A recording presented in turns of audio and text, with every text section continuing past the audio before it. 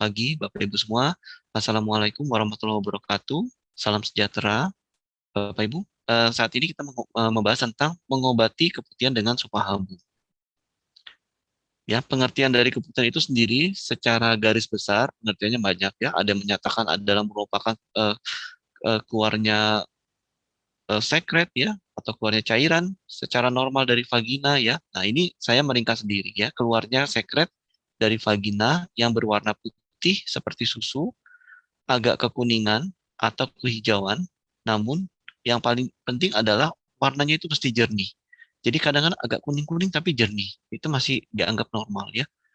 Agak-agak putih seperti susu tapi jernih. Kalau dia dilebarkan begini atau di apa disebarkan begitu, warna putihnya itu jernih, tidak pekat sekali ya. Secara normal, sekret dari vagina itu berwarna bening, kemudian konsistensinya encer dan relatif tidak berbau. Memiliki aroma khas tapi tidak, yang pasti aroma itu tidak membuat eh, seperti kayak kita mencium darah ya, beda ya. Darah orang yang luka berdarah, darah segar sama darah jenazah, beda ya. Darah mayat ya, itu beda. Wah, baunya itu beda. Baunya ada busuknya, ada pokoknya waduh, nggak enak deh.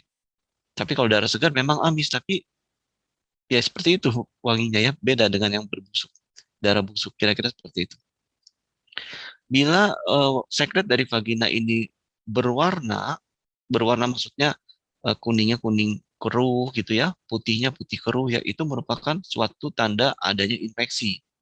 Kemudian kita perlu tahu sumber dari cairan yang keluar dari vagina itu normal apa tidak? Jawabannya kalau dia encer, dia bening itu normal. Sumbernya dari mana? Bisa juga cairan itu merupakan sekret dari vagina, dari ovarium, saluran tuba, atau yang paling umum adalah dari leher rahim. Ya, ini kita lihat Bapak Ibu penampang anatomi dari struktur organ eh, wanita ya. Ini di luar labium mayor atau labium majus, labium mayor itu bibir vagina yang luar, ya. Labium minor itu bibir vagina yang bagian dalam, yang persis di dekat lubang vaginanya ya. Yang ada bibir kecil, nah itu labium minor namanya.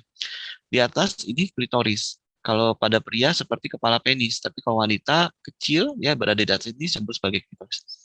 Di dalam kita masuk ke dalam yang ini namanya yang vagina atau disebut jalan lahir. Ini serviks, di ujung depan sini Bapak Ibu namanya mulut serviks ya. Maaf, mulut rahim ya. Ini disebut serviks mulut rahim. Ini rongga rahim, ini dinding bagian dalam rahim ya, atau disebut uterus. Ini ovarium sel telur dan ini saluran tuba. Yang panjang ini dari sel telur, ada saluran menghubungkan sel telur dengan dinding rahim ya, dengan rongga rahim bagian dalam, ini disebut saluran tuba ya, atau disebut uterine tube. Nah, ini Bapak Ibu, ini contoh gambaran cairan vagina yang normal ya, tidak berbau, jernih, tidak gatal, tidak nyeri. Umumnya ini muncul karena pengaruh hormon estrogen dan progesteron. Sekret vagina yang keluar merupakan akibat dari aktivitas bakteri yang hidup pada vagina secara normal. Jadi secara normal sebetulnya di dalam vagina wanita itu ada bakteri-bakteri yang dia menghasilkan sekret atau lendir. Tujuannya apa? Untuk menjaga kelembapan dari vagina itu dari infeksi. Karena dia merupakan rongga yang bermukosa ya, dan tidak mengandung epitel. Epitel itu maaf, tidak mengandung keratin seperti kulit kulit luar ini ya, ini ada lapisan keratinnya, lapisan pelindungnya. Nah, dinding dalam vagina itu nggak ada. Kira-kira dinding dalam vagina itu seperti kalau Bapak Ibu meraba rongga pipi bagian dalam. Licin kan? Coba pipi bagian dalam kan licin, warnanya merah. Tapi pipi bagian luar ditutupi oleh kulit, ada lapisan keratinnya. Nah, ini namanya kulit ini sebagai pelindung. Nah, bagian dalam nggak ada. Karena itu untuk melindungi mukosa atau lapisan bagian dalam dari vagina, ya dikeluarkanlah sekret supaya dia agak lembab, tentunya pada pH yang bersifat asam. pH normal itu Bapak Ibu 7. pH di bawah 7 itu asam. Mendekati 7 ke atas atau 7 ke maaf, 7 ke atas itu bersifat basa. Sekret yang normal kadang berwarna putih atau keruh. Keruh maksudnya keruh-keruh sedikit ya. Kayak seperti ini ya, dia keruh tapi begitu kita panjangin dia jernih ya. berwarna putih keruh atau kekuningan ketika mengering. Ini mengeringnya di mana? Biasanya di celana dalam pada wanita. Ya, jadi ada sekret, mengering. Kadang-kadang kok agak keruh, tapi kalau uh, pada sang wanita tersebut dia mencoba mencium tidak berbau busuk, itu masih normal. Ya, sekret tidak mengiritasi yang normal, tidak mengganggu, maksudnya tidak bau dan gatal, dan tidak terdapat darah. Jadi kalau ada lendir dari sana dalam wanita ya, dia lihat oh nggak ada darah, itu masih normal ya, dan tidak berbau busuk. Cairan vagina normal itu kadar pH-nya normalnya 3,5 sampai 4,5. Jadi berada pada pH yang normal. Bagaimana dengan cairan vagina yang abnormal? Jumlah cairan yang keluar itu banyak, kemudian baunya nggak sedap ya, bau busuk biasanya ya, bau bau eh, bau ya kurang lebih mirip-mirip bau telur busuk ya Bapak Ibu, dan gatal. Terasa gatal atau panas terjadi akibat infeksi mikroorganisme. Berikutnya dapat terjadi, jadi cairan vagina abnormal ini dapat terjadi pada kondisi orang-orang yang mengalami radang vulva, radang pada vagina, serviks, dan ruang rahim. Tadi kita udah belajar ya anatominya, ini ruang rahim, ini rongga vagina, ini mulut rahim. Penyebab cairan vagina abnormal itu karena infeksi. Infeksinya bisa dari mana aja? Bisa dari bakteri, Bapak Ibu ya, bakteri patogen. Kalau bakteri yang memang sudah ada menetap di vagina yang namanya bakteri baik itu disebut Bapak Ibu sebagai bakteri komensal. Kalau bakteri patogen itu bakteri pendatang yang jahat ya, namanya bakteri patogen. Penyebabnya juga bisa karena infeksi jamur, karena protozoa, virus, herpes. Nah ini bagi wanita yang punya herpes, awas-awas ya, kadang-kadang bisa mengalami keputihan. Kemudian wanita yang memiliki virus HPV, ya, HPV ini human, P-nya papilloma, V-nya virus. Harusnya nggak usah disebut virus lagi ya, HPV aja. Cuman ini saya tambahin bahasa virus ya, lebih tepat harus HPV, karena cuman HPV ini bahasa Inggris, human papilloma virus, atau disebut sebagai virus HPV. Iritasi dari sperma bisa menyebabkan apa namanya keputihan. Iritasi dari kondom, eh, dari lateksnya, karetnya kondom, ya, alergi wanitanya bisa mencetuskan keputihan setelah berhubungan. Berikutnya cairan antiseptik untuk mandi. Nah, ini hati-hati ya, jangan selalu terbawa iklan antiseptik membunuh kuman, malah nanti kuman baik yang ada di vagina habis atau banyak berkurang, timbul apa? Jamur, ya.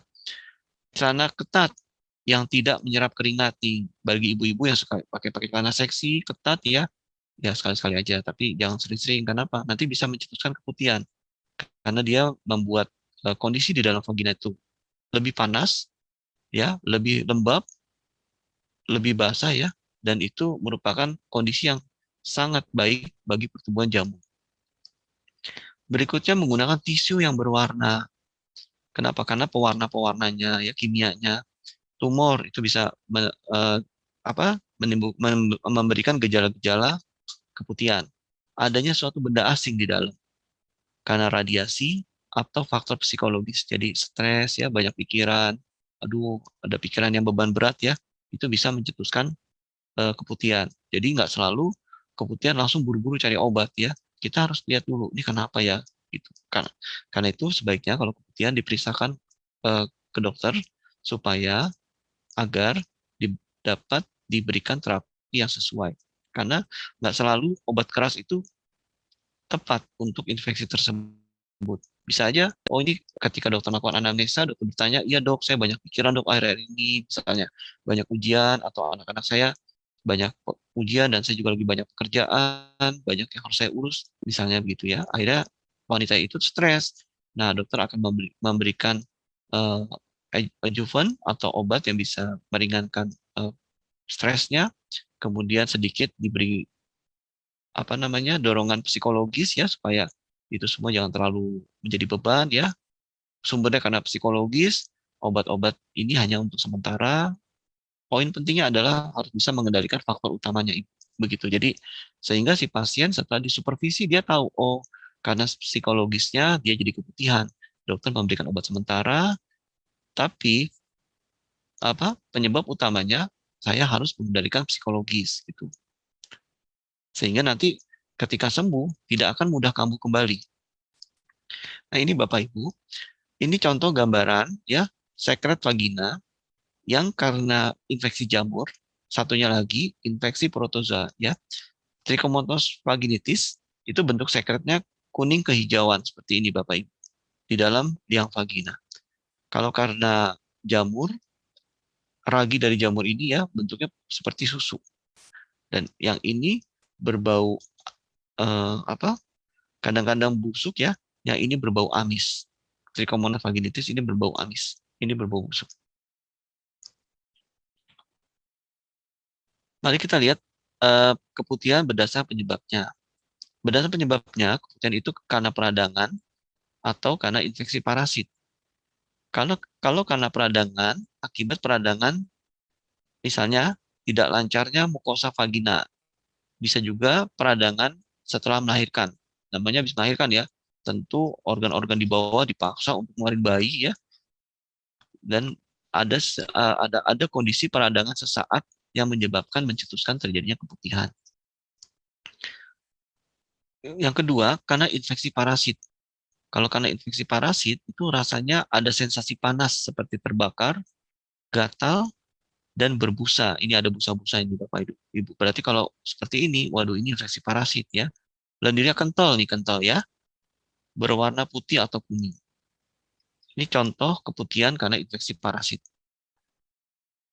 Nah, ini Bapak Ibu kita lihat gambar-gambar aja ya. Kalau teori kan nanti bisa gampang ya. Keputihan akibat infeksi jamur, ya gambar seperti ini Bapak Ibu. Seperti susu. Benih, seperti susu. Ini gambar 1, gambar 2, gambar 3. Ini pada orang yang berbeda-beda Bapak Ibu. Ya, lihat. Ya. Yang ini yang paling banyak. Yang ini yang paling pekat.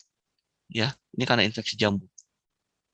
Coba kalau seperti ini, mana nyaman prianya ya. Jadi harus ibu-ibu kalau kena keputihan seperti ini harus cepat-cepat diobati dengan cara yang tepat.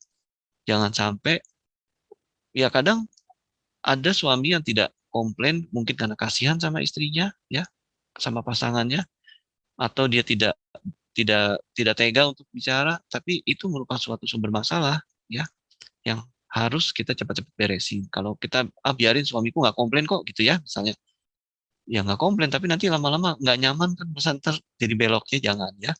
Ini keputihan akibat infeksi jamur.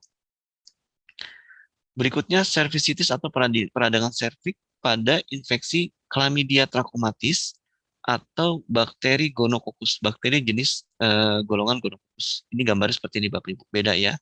Ini karena infeksi jamur, dia tidak seperti mulut serviksnya tidak seperti stroberi, lihat. Dia hanya merah saja, disertai putih-putih pekat seperti susu tapi lebih kental dari susu, ya. Susu kan nggak seperti ini, seperti susu yang udah mengental ya. Ini karena infeksi Chlamydia trachomatis. Dia berbusa juga, tapi dia tidak sekental yang jamur.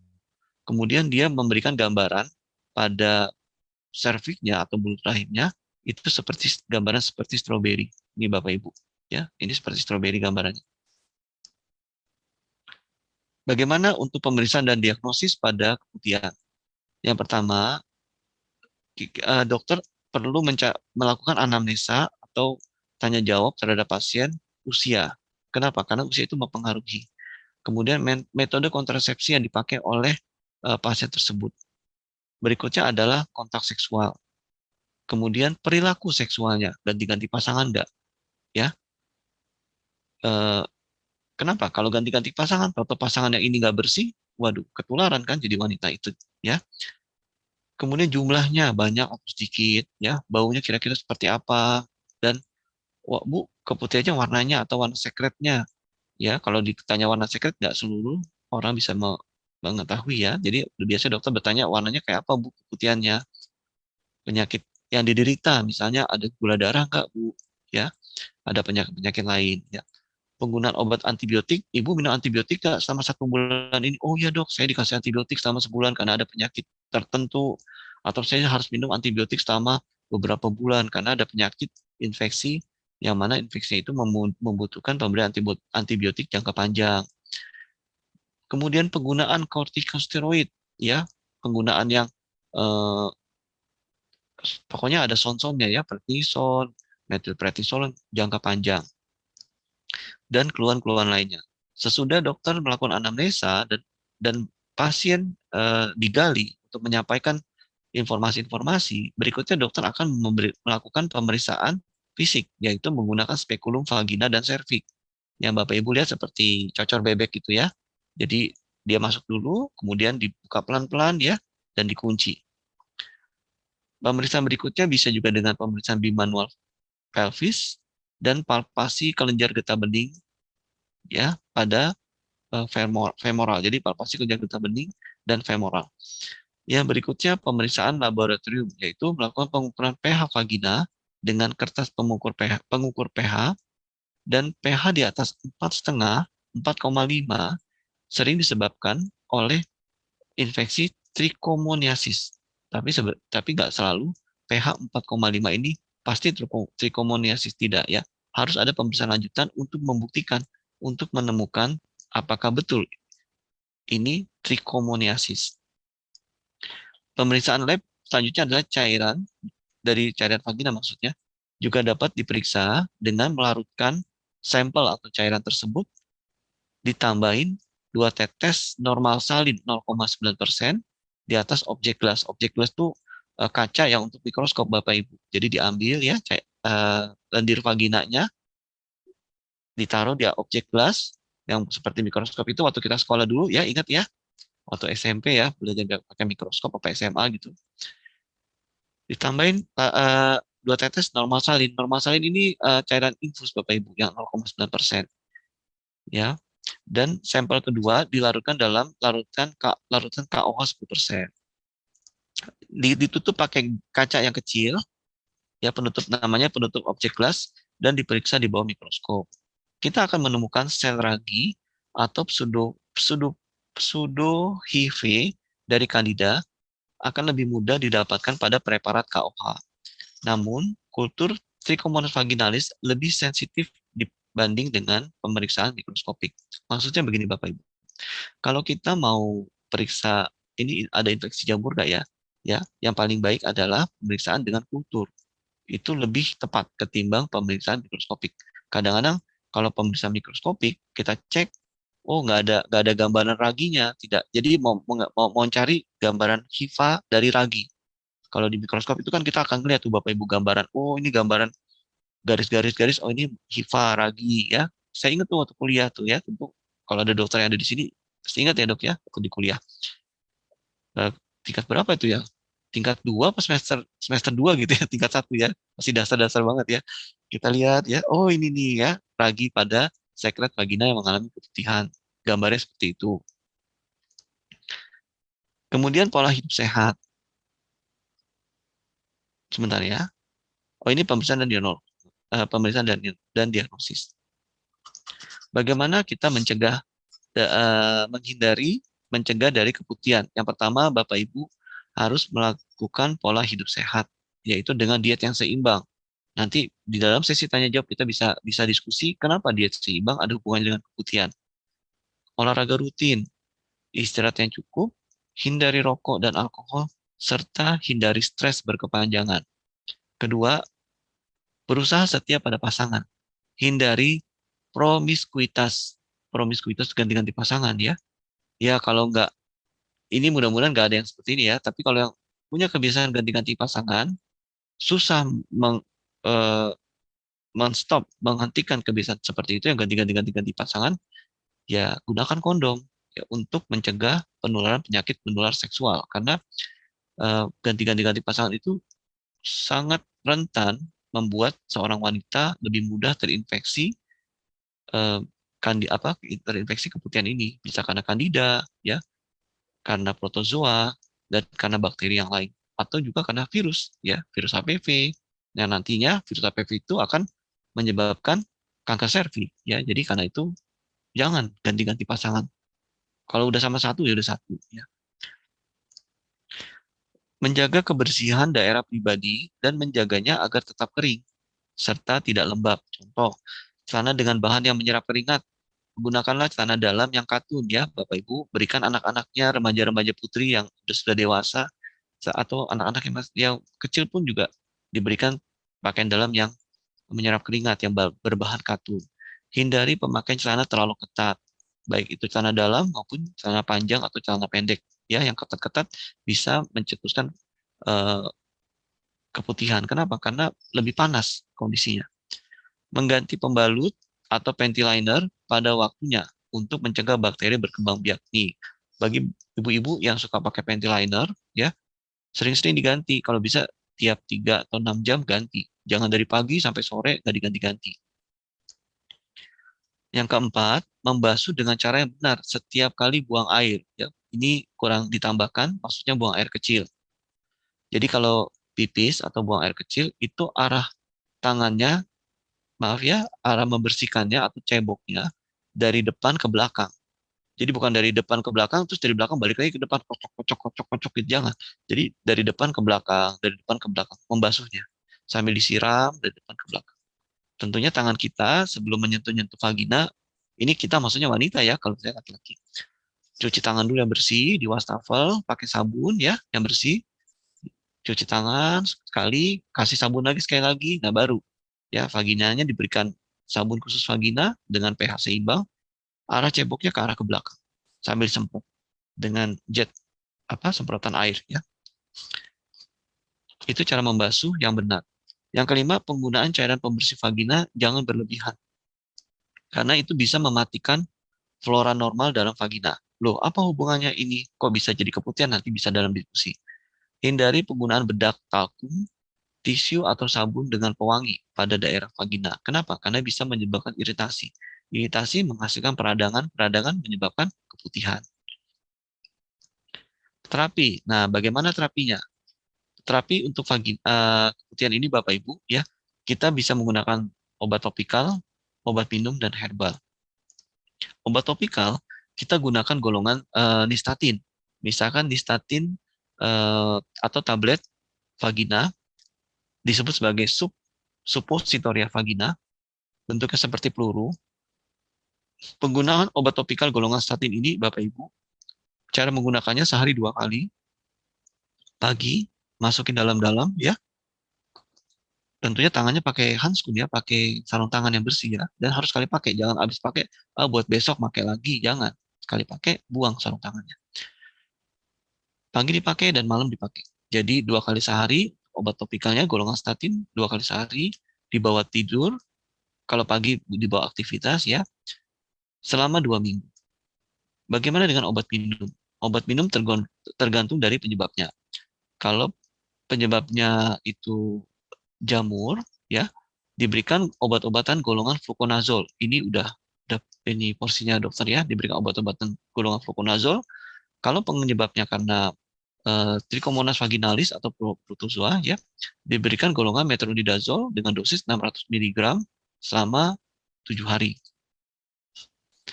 Kemudian bagaimana dengan herbal? Nah, dengan herbal ini kita bisa menggunakan supabu. Supabu yang mana? Supabu yang alfa. Ini gambarannya supabu alfa Bapak Ibu ya. Bagi yang baru bergabung dengan supabu alfa, ini gambar kotaknya supabu alfa. Kenapa kok bisa mengobati keputihan? Ya, kita lihat dulu ya. Kandungan dari supabu alfa. Supabu alfa itu mengandung ekstrak ikan gabus. Albumin dari ikan gabus ya. Per kapsul dari supabu alfa ini dosisnya 500 mg. 300 mg itu berisi albumin yang berasal dari ikan gabus. 100 mg merupakan ekstrak dari kurkuma. 100 mg merupakan ekstrak dari Moringa olivera atau daun kelor. Jadi per kapsulnya itu 500 mg terdiri dari 300 mg-nya albumin dari ikan gabus, 100 mg dari kurkuma, 100 mg kurkuma, dan 100 mg ini daun kelor atau moringa. Kapsul supabu alfa ini Bapak Ibu juga memiliki izin edar dari Badan POM, memiliki paten ekstraksi. Jadi dengan teknologi yang sudah dipatenkan dan dengan teknologi tinggi yang sudah dipatenkan, sehingga ketika ditiru-tiru oleh orang lain atau kompetitor ya, tidak bisa dengan mudah orang mencontoh-contoh. Kenapa? Karena teknologi itu sudah dipatenkan oleh Supahabu. Sehingga tidak bisa dibilang bahasa gampangnya beda gitu. Teknologi itu beda sama yang orang-orang pakai. Kalau orang mau pakai nyontoh-nyontoh pakai, dia harus bayar royalti kira-kira begitu karena udah dipatenkan oleh Supahabu dan tidak bisa sembarangan dicontoh-contoh. Mungkin ditiru mirip-mirip kualitasnya, tapi nggak akan bisa sama. Dan ada lagi untuk Bapak Ibu yang Muslim ya, Supahabu ini seluruh produk-produknya sudah tersertifikasi halal ya. Jadi cangkang kapsulnya itu tidak dibuat dari produk-produk yang non halal ya, sudah dibuat dengan produk-produk yang bahan baku kapsul yang halal. Kita lihat tentang albumin. Yang tadi isi pertamanya albumin ya. Ini albumin. Yang pertama mempertahankan tekanan onkotik plasma, peranannya mencapai 80%. Salah satunya bagi vagina ini apa Bapak Ibu? Dia menjaga vagina supaya tidak terlalu lembab. Kalau tekanan onkotik plasmanya baik, ya sehingga tidak akan terjadi over, ya tidak akan terjadi kelembapan yang berlebihan pada kondisi di vagina. Gampangnya begitu. Albumin ini juga sebagai pengangkut dan pengikat. Bapak Ibu yang setiap hari minum vitamin, minum obat jantung misalnya, obat-obat tertentu dengan penyakitnya, ya obat itu akan diangkut dan diikat dan diangkut oleh albumin, ya, untuk menuju organ target atau target organ. Sehingga kita memiliki waktu yang lebih pendek untuk mencapai hasil yang diharapkan, misalnya eh, pusing, ya orang-orang yang pusing tapi dia kurang albumin tubuhnya, minum obat anti nyeri, obat pusing, lama sembuhnya. Tapi orang yang memiliki cukup albumin, ya kadar albuminnya baik, jumlahnya cukup dan jumlah albumin yang ada pun albumin yang bagus ya, albumin yang baik, dia akan lebih cepat sembuh. Kenapa? Albumin itu dia akan mengikat obat yang tadi diminum, obat anti pusing itu, dan diangkut menuju sumber pusingnya itu. Albumin juga sebagai antiinflamasi atau anti peradangan. Ya, caranya mempertahankan integritas mikrovaskuler pada bagian yang meradang. Ini kenapa? Karena kita ketahui tadi pada keputihan salah satunya bisa disebabkan oleh peradangan. Berikutnya nih ya, mempertahankan keseimbangan asam dan basa. Berperan sebagai buffer karena adanya muatan SH ya. Bersifat sebagai antioksidan, albumin dalam serum bersifat menghambat produksi radikal bebas. Berikutnya sebagai pencegah penggumpalan dan menghambat agregasi trombosit. Ini bonusnya bagi orang yang memiliki darah yang mudah mengental atau ada sumbatan di pembuluh darahnya. Jadi tujuannya untuk mengobati albumin ini bisa kita pakai untuk membantu mengobati keputihan, ya. Tapi bonusnya pembuluh darah juga sekaligus diperbaiki, Bapak Ibu. Berikutnya adalah kurkuma. Kenapa kurkuma bisa membantu mengobati keputihan, Bapak Ibu? Karena kurkuma ini dia memiliki anti-infeksi alamiah, yaitu dia mengobati infeksi, baik itu infeksi bakteri dan jamur. Juga sebagai anti peradangan. Jadi kalau ada peradangan di organ yang tadi kita sudah pelajari bersama ya, sekret vagina itu dari mana aja keluarnya. Nah, kalau organ-organ itu meradang, dia akan mencetuskan terjadinya suatu kondisi keputihan atau lekore, atau kalau bahasa Inggrisnya disebut vaginal discharge. Ya, kalau kita menyebutnya umumnya keputihan ya. Jadi bakteri fungi ini jamur atau fungi atau jamur ya itu bisa diobati oleh kurkuma ini, sekaligus kurkuma ini juga mengobati sebagai anti peradangan. Bagaimana dengan daun kelor? Ya, daun kelor sama Bapak Ibu. Daun kelor perannya sebagai antioksidan ya dan sebagai anti-inflamasi, anti peradangan. Berikutnya adalah daun kelor itu bersifat sebagai anti jamur. Nah, tadi kita sudah belajar penyebab keputihan salah satunya selain peradangan, selain infeksi, ya. Kenapa lagi Bapak Ibu? Tumor. Jangan-jangan ada tumor di organ-organ yang tadi yang mengeluarkan sekret di halaman pertama ya. Sekret itu keluarnya dari mana aja? Pertama atau kedua tadi ya. Sekret dari vagina itu keluarnya dari organ mana aja? Nah, apabila dari organ-organ yang mengeluarkan sekret ke vagina itu ada tumor, itu bisa mencetuskan keputihan. Kebetulan ya beruntungnya kita moringa ini dia memiliki anti tumor, anti jamur juga dan anti peradangan lengkap ya. Jadi dan saya sudah buktikan pasien-pasien dengan keputihan, saya coba tanpa obat-obatan kimia, diberikan Supahabu alfa dengan dosis 3 kali sehari 2 kapsul. Di hari ketiga, saya tanya langsung saya nggak periksa ya, karena kan, eh, tapi saya tanya langsung bagaimana. Oh ya dok, eh, bagus ya dok, itu kok langsung enak ya dok, jadi bening dan nggak gatel lagi, gitu ya. Dan itu nggak cuma 1 atau 5 orang ya. Eh, Supahabu alfa sudah saya buktikan bisa mengobati keputihan, Bapak Ibu. Terima kasih atas waktunya Bapak Ibu. Ya, saya ucapkan, saya kembalikan ke Bapak.